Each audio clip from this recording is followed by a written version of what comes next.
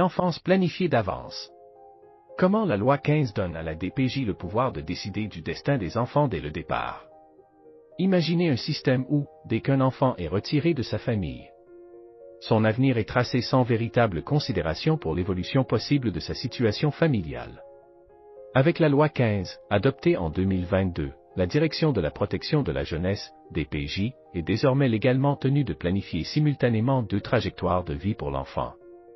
Un éventuel retour dans sa famille biologique et un projet alternatif, permanent, comme l'adoption ou le placement à long terme. Ce plan parallèle doit être établi dès les premières étapes de l'intervention. Sans attendre une évaluation approfondie de la situation familiale ou donner aux parents une véritable chance de reprendre leur rôle. Pourquoi cette précipitation? Parce que la loi 15 impose des délais stricts, 12 mois pour les enfants de moins de 2 ans, 18 mois pour ceux entre 2 et 5 ans. Passé ces délais, si le retour en famille n'est pas considéré possible, l'enfant est orienté définitivement vers un milieu substitut. Mais voici ce qui scandalise encore plus. Cette règle des délais et cette obligation de planification simultanée existaient déjà depuis une réforme mise en place en 2007. Alors pourquoi prétendre que cette loi est une avancée? Pourquoi nous faire croire qu'elle est une réponse révolutionnaire aux problèmes du système de protection de la jeunesse? En réalité, la loi 15 ne fait que réemballer des principes déjà existants sous un nouvel emballage. Plutôt que d'aider les familles à se reconstruire. La DPJ est ainsi encouragée à prendre des décisions rapides, souvent irrévocables, basées sur une perception prédictive de ce que sera le futur de l'enfant.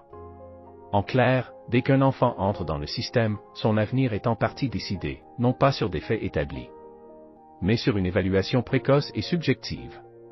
Comment justifier qu'un enfant puisse perdre sa famille biologique en seulement quelques mois, parfois sans que les parents aient eu le temps ou le soutien nécessaire pour répondre aux attentes de la DPJ?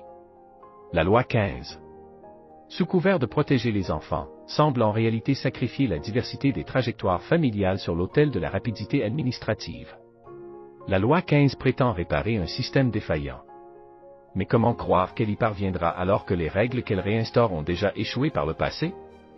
Les délais stricts de 2007 n'ont pas empêché les drames de survenir, ni les enfants de souffrir dans un système parfois trop rapide pour être juste.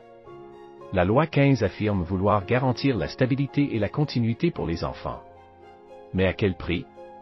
En leur retirant le droit d'avoir une famille biologique? En imposant des décisions définitives sur leur vie avant même que leurs parents aient une chance de corriger leurs erreurs? Et surtout, pourquoi réintroduire des mesures qui ont prouvé leur inefficacité?